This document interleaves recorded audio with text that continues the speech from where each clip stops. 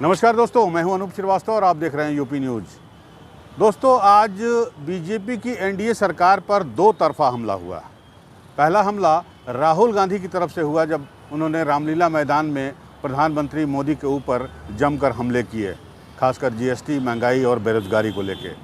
हालांकि राहुल की जुबान भी फिसली अपने भाषण में और उन्होंने जो आटा है उसको लीटर के उसमें बता दिया, और जाहिर सी बात है कि बीजेपी का आईटी सेल इसको लेकर खूब मज़े लेगा।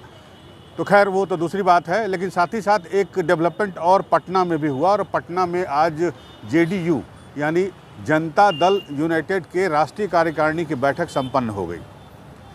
बैठक में ऐसा कहा गया कि जेडीयू यानी जदयू जनता दल यूनाइटेड ने अगले चुनाव यानी 2024 के लोकसभा चुनाव में बीजेपी को 50 सीटों पर सिमटाने की बात कही। हालांकि जब मीटिंग खत्म हुई राष्ट्रीय कार्यकारिणी की और उसके बाद नीतीश कुमार बाहर आए और नीतीश से जब पत्रकारों ने बात की तो उन्होंने ये साफ तौर पर कहा कि हम किसी संख्या बल की बात नहीं कर रहे हैं, हम सिर्फ और सिर्फ अपनी सफलता की बात कर रहे हैं। यानी जो जेडीयू है या उसके मुखिया यूँ कह लीजिए नीतीश कुमार हैं, उनको ये पूरा विश्वास है कि अगले चुनाव यानी 2024 के लोकसभा चुनाव में विपक्षी दल जो मोदी विरोधी है वो उनके साथ आएगा, विपक्ष एक मंच पे हो जाएगा, विपक्ष एक होकर चुनाव लड़ेगा, जैसे 1977 में इंदिरा गांधी के खिलाफ चुनाव लड़ा था। और उसके बाद जो है बीजेपी को सफलता हाथ नहीं लगेगी, क्योंकि उन्हें लगता है कि बीजेपी 2024 में एंटी इनकम्बेंसी फैक्ट का सामना करेगी। हमारी सफलता हाथ मिलेगी, यही बात है। कोई संख्या उनका की बात हम नहीं करते। सर, दिल्ली जाना कल हो रहा है आपका? अरे दिल्ली तो जाएंगे कई लोग, जो हम लोग एक साथ 7 पार्टी, उसमें तो 4 लोग वहाँ पर हैं, उन लोगों से मिलेंगे। बाकी उनका भी कई लोगों का बात के लिए फोन आता, सब बात करेंगे, वैसे ही नॉर्मल है। अब सवाल ये उठता है कि एक पार्टी जिसके 10 करोड़ से ज़्यादा जो है प्राइमरी मेंबर हैं पार्टी के, और एक दुनिया की सबसे बड़ी पार्टी मानी जाती है और सबसे ज़्यादा रणनीतिकार उस पार्टी में हैं, और उनके पास मोदी जैसा एक करिश्माई नेता है, उस करिश्माई नेता को किस आधार पर जो मोदी विरोधी दल हैं वो चुनौती देंगे?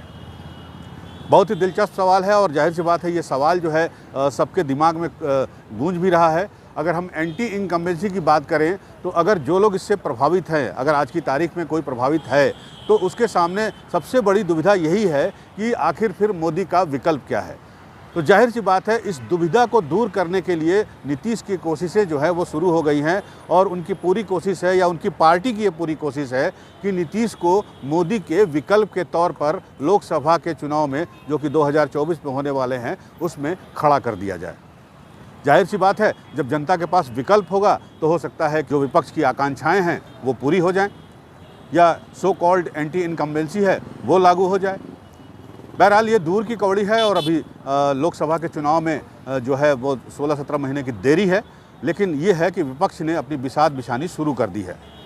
नीतीश कुमार ने यह भी कहा कि 5 तारीख को वो दिल्ली जा रहे हैं, और दिल्ली में जो उनकी 7 पार्टियां हैं गठबंधन की, उसमें से 4 पार्टियां के नेता जो है वो दिल्ली में मौजूद हैं, और वो उनसे मुलाकात करेंगे, उनसे बात करेंगे।